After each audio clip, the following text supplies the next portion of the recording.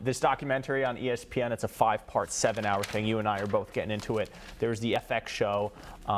So why do you think the OJ Simpson, not only the trial, but OJ Simpson, the man, has resonated so much recently and obviously in 1994 with the murders and the subsequent hearing?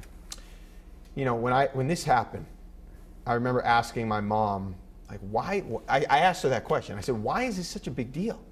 And she said to me, imagine if Emmett Smith killed somebody. And then I got it, because I didn't, or OJ Simpson, I didn't know anything. I can't answer that question because I don't know. But I remember sitting there in elementary school when the verdict came. You don't remember that? I remember that. And I remember how big it got.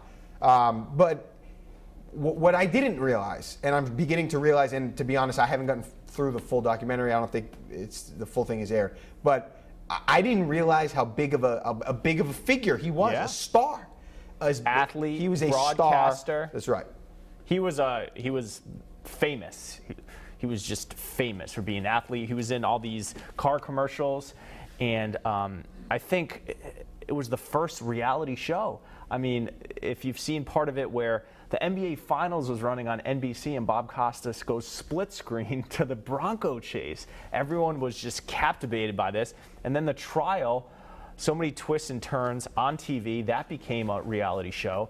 And not to mention Robert Kardashian, the Kardashian. I mean, there's Johnny so many Croc, names, so many personalities, and obviously race is involved in Los Angeles with this police department that had a really bad racial history. You had Rodney King going on, so there was a big racial component, and then a lot of people in the black community thinking that OJ identified with the affluent white folks in Brentwood. So you had that whole dynamic, and just like it's a perfectly imperfect American You know what was story. amazing to me?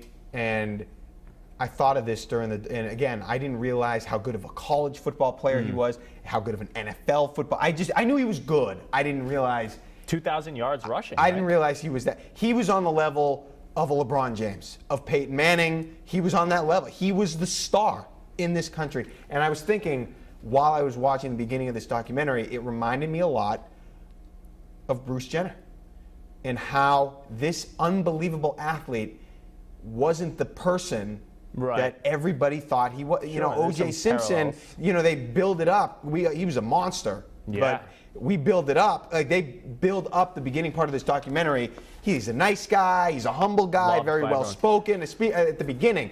But you're thinking to yourself during I can't believe that guy turned into that guy. And Bruce Jenner, obviously was fighting his own. He had his own thing going on, so it's kind of a crazy personal story. My parents, I've told you this, they knew OJ Simpson. Did you tell me that? So the late 70s and early 80s, my parents owned a restaurant in Vail, and at the time, OJ Simpson would visit. They had a mutual friend. They have a picture, right? They used to have it hanging up in the restaurant of my mom and dad, OJ, Nicole Brown, like the most eerie thing. And they pretty much echoed what everyone said at the time, the most outgoing, generous. My mom had my older brother, and he just wrote a card, $300, congratulations, like at that point barely knew.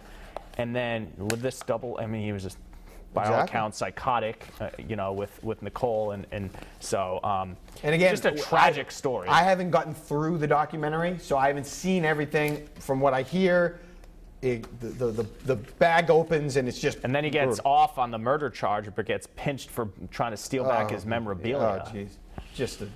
Anyway, fascinating. All right, so let's go from there to golf.